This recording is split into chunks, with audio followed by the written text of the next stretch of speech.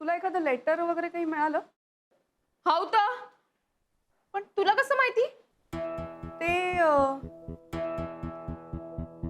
ते ना मी अगं मगाशी खाली गेले होते ना, तर तेव्हा तिथे मला एक कुरिअरवाला भेटला. त्यांनी तुझा ॲड्रेस विचारला होता मला, म्हणून मला कळलं. असं मिळालं ना तुला लेटर? मिळालं तर वाचलंस? नाही ना. ते नाना नानी आले ना, त्यांच्याशी बोलण्याच्या नादात मी कुठे ठेवून दिलं काही कळूनच नाही राहिलं मला.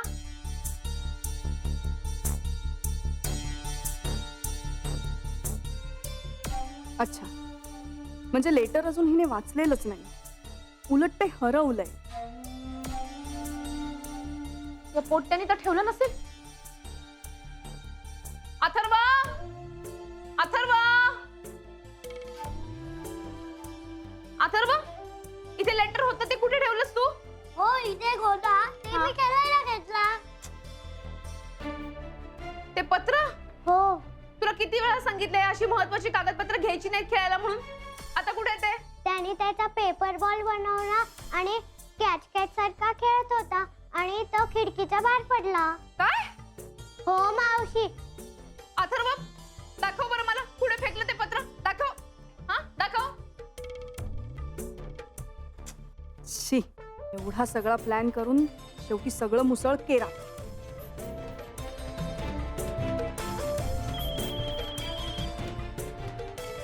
हॅलो. रेवती, जेनी हा बोल जेनी. ते लेटर मॅम ना. मिळालं, पण काय? अगं ते लेटर अथर्वच्या हातात लागलं आणि त्याने खेळताना काहीतरी केलं त्याचं आणि ते लेटर हरवलं राधिकाने वाचायच्या आधी. व्हॉट? बघ ना, इतकं व्यवस्थित प्लॅन केला होता आपण, पण सगळा गोंधळ झाला. Don't worry, it's okay. तिकडे तुमचा प्लॅन सक्सेसफुल झाला नसला तरी इथे एक गुड न्यूज आहे. काय? Shanaya is fired. तिला तिला ऑफिसमधून काढून टाकलाय फॉर एव्हर. काय काय सांगतेस काय तू? येस. पण तो गुरुनाथ तिला पुन्हा नोकरीवर घे. No, I don't think so. Because हा डिसिजन कपूर सरांचा आहे. And Guru sir will have to accept it. But the thing is, ती आत्ता फक्त ऑफिसमधून गेली आहे. She should go out of Guru sir's life for ever. तेव्हाच राधिका मॅमला खरं जस्टिस मिळेल. डोंट वरी जेनी, जोपर्यंत ती राधिकाच्या संसारातून निघून जात नाही ना, तोपर्यंत मी स्वस्थ बसणार नाही. राधिकाचा जो विश्वासघात केलाय ना त्या दोघांनी, त्याची शिक्षा त्यांना भोगावीच लागेल.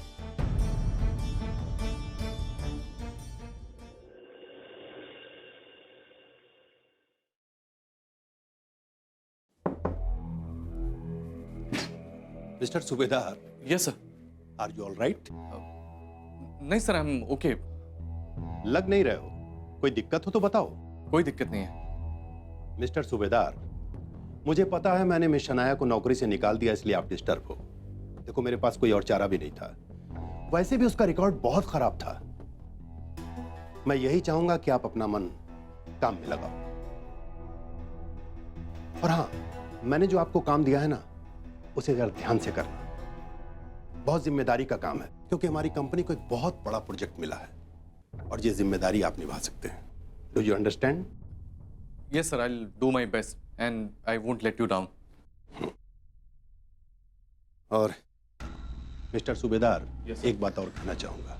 हमें अपनी जिंदगी में किन चीजों को कितना महत्व देना है, ये हमें डिसाइड करते हैं. अगर कहीं कंफ्यूज हो गए तो हमारी स्थिति धोबी के कुत्ते जैसी हो जाएगी. ना घर के, ना काट के.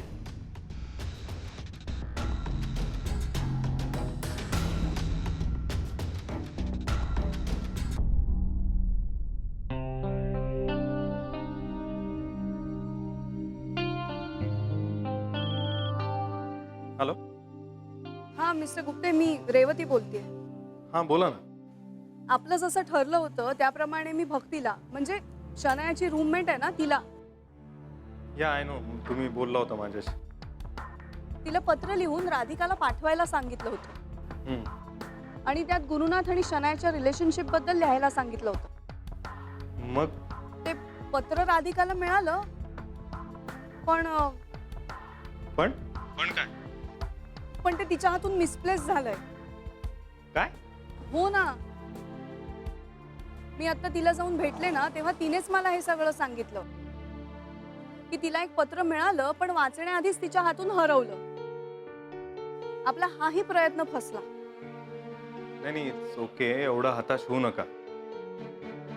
काही ना काहीतरी मार्ग निघेल याच्यातून. मला एक काम आहे जरा अर्जंट, वकिलाकडे जायचंय. आपण नंतर बोलायचं काय या विषयावर? ओके. एक मिनिट, हा बोला. तुम्ही वकिलाकडे जाताय ना? हो का? तुम्ही जरा त्यांना डिटेल विचाराल का की राधिकाला ह्या सगळ्या परिस्थितीमध्ये गुरुनाथच्या विरुद्ध लीगल ऍक्शन घ्यायची असेल तर काय काय करावं लागेल? ओके, मी विचारतो त्यांना. Bye bye.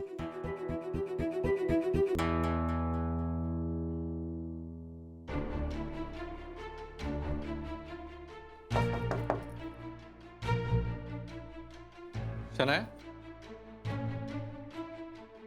शनाया काय करतेस तू? दिसत नाही का पॅकिंग करते? हो मला दिसतंय, पण कशासाठी?